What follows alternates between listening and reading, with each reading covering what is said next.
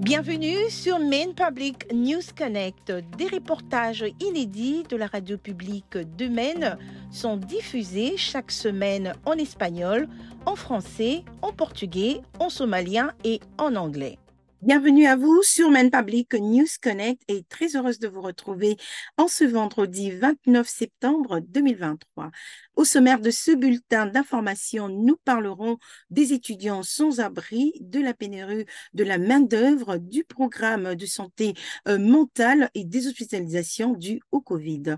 Et voici tout de suite en détail l'actualité de la semaine. Il y avait plus de 4400 étudiants sans abri dans le Maine au cours de la dernière année scolaire, une augmentation importante par rapport aux années précédentes.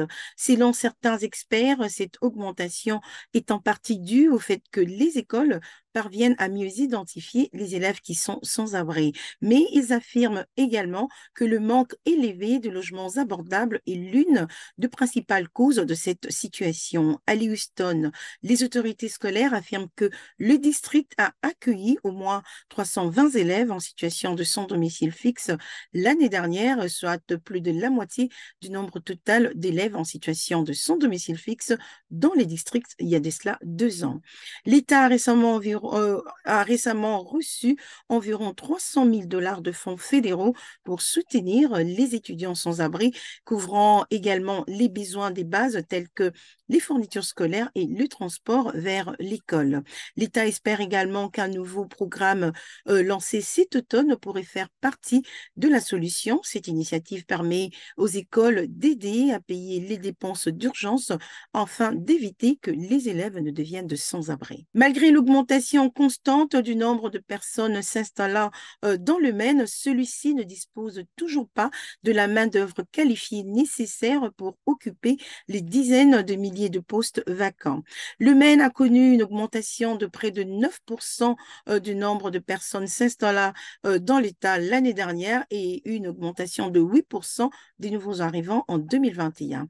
C'est ce qui ressort d'une analyse inédite réalisée par l'Institut de recherche économie basé à l'Université de Maine. En même temps, les données montrent que la taille globale de la main-d'œuvre de Maine a légèrement diminué au cours de 3 dernières années. L'année dernière, le Maine comptait plus de 134 000 emplois vacants, le nombre le plus élevé en 10 ans. C'est dans les secteurs de la santé que l'on trouve le plus grand nombre de postes vacants et tous secteurs confondus. University of New England lance un programme de formation d'infirmières praticiennes en psychiatrie et en santé mentale.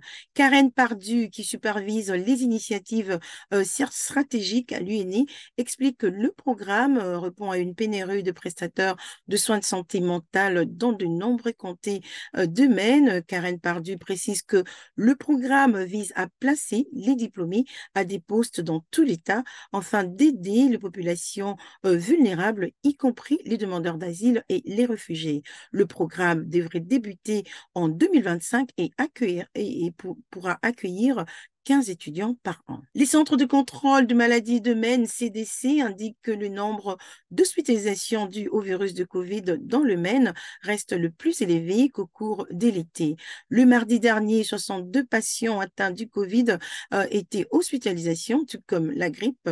Le Covid atteint généralement son apogée en hiver. Les directeurs de CDC de Maine, Dr Poutier-Riva, encouragent toute personne ayant été exposée à un virus à envisager de porter un masque lorsqu'elle se trouve dans des espaces confinés avec des grands groupes des personnes.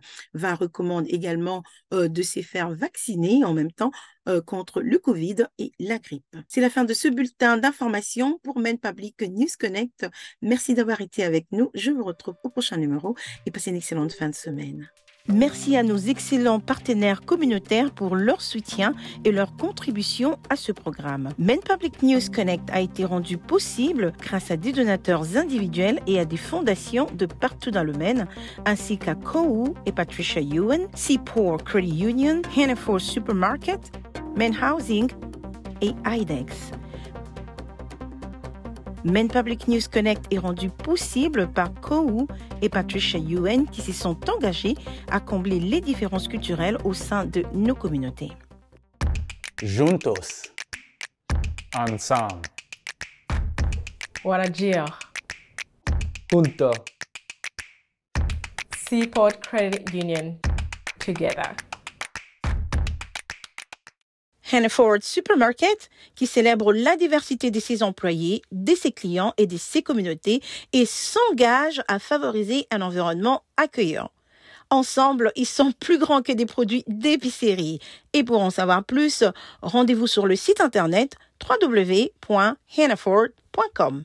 Être propriétaire d'un logement est essentiel. Le nouveau programme First Generation de Maine Housing donne aux habitants de Maine la possibilité d'être les premiers de leur famille à posséder un logement. L'accession à la propriété est possible et pour en savoir plus, visitez le site internet de mainehousing.org.